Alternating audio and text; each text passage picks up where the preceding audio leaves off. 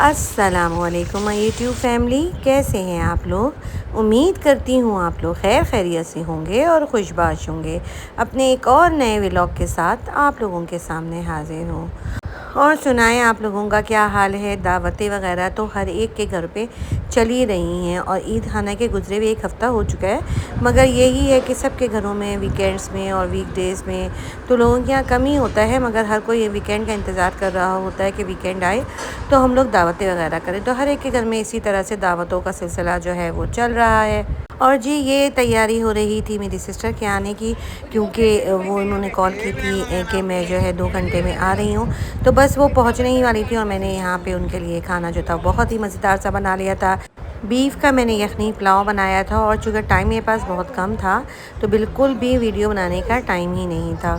साथ ही मैंने चिकन की चीज़ कढ़ाई बनाई थी, नहारी बनाई थी और बिहारी कबाब जो है वो भी बनाया था।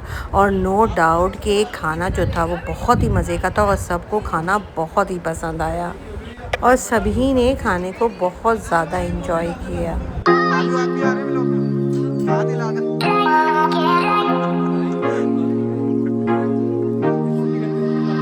चूँकि टाइम कम था और मीठा मैंने बनाया नहीं था, तो फिर मेरी बड़ी वाली सिस्टर ने कहा कि आज मीठा जो है मेरी तरफ से हो जाए, आइसक्रीम खिलाने में आप लोगों को लेकर चलती हूँ।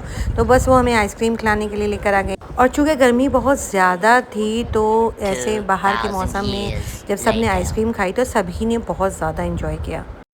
और ये जी है अगला दिन और मुझे चूँकि कराची में कुछ काम था, मुझे मॉल वगैरह जाना था, कुछ शॉपिंग वगैरह करनी थी, तो मैं यहाँ कराची जा रही थी और ये मैं पहुँच चुकी हूँ लकी वन मॉल। यहाँ पे मुझे लेवाइस से शर्ट्स वगैरह लेनी थी, मगर मेरे बेटे को कुछ पसंद ही नहीं आ रहा था, तो फिर हम लोग चले गए थे यहाँ से तारिक रोड।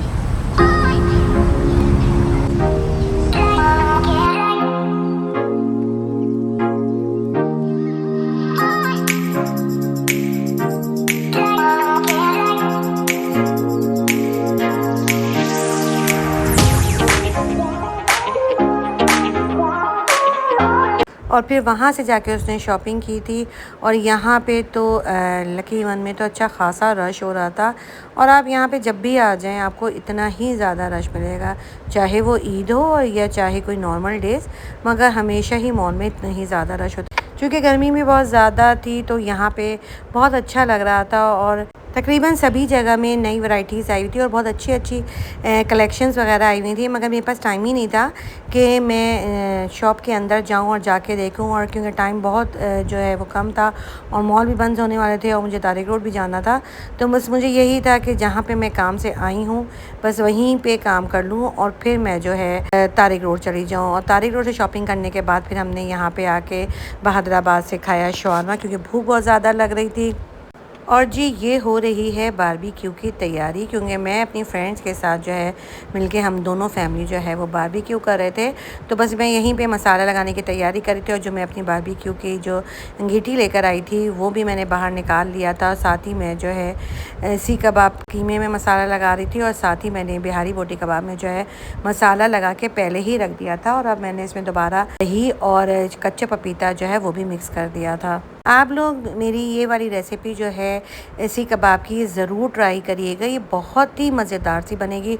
और साथ ही इसका जो कबाब है ये कभी भी जो है वो नहीं टूटेगा, क्योंकि हमने जो कबाब बनाए थे वो बिल्कुल भी टूटे नहीं थे। दोनों ही चीज़ों में मसाला मैरिनेट करके मैंने एक दिन पहले रख दिया था और ये अगला दिन है। और आज जो है बारबेक्यू होना था रात को, तो बस मैंने फिर सफाई वगैरह का सारा काम जो है वो कर लिया था। और करने के बाद मैंने जो है बर्तन वगैरह भी निकाल के रख दिए थे। और जो अब यहाँ पे हो रही है पूरी बनाने की तैयारियाँ, और मैं बना रही थी पूरियाँ और मैं पूरियाँ बेलूँगी और मेरी बहू जो है वो पूरियों को तलेगी।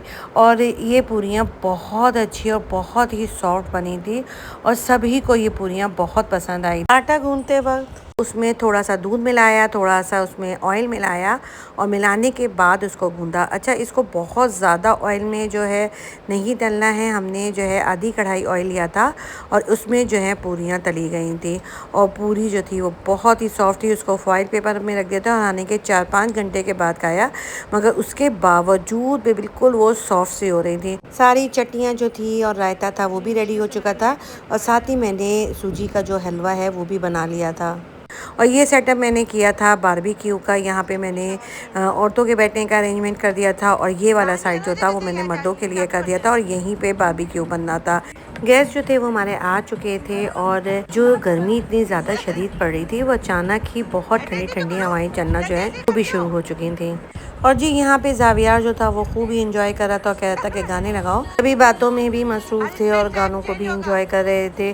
साथ ही साथ जो है कोयले जो है वो भी गर्म हो रहे थे ताकि अंगीठी जो है वो गर्म की जाए और लड़के जो हैं वो बारबेक्यू बनाने का काम जो है वो स्टार्ट करें।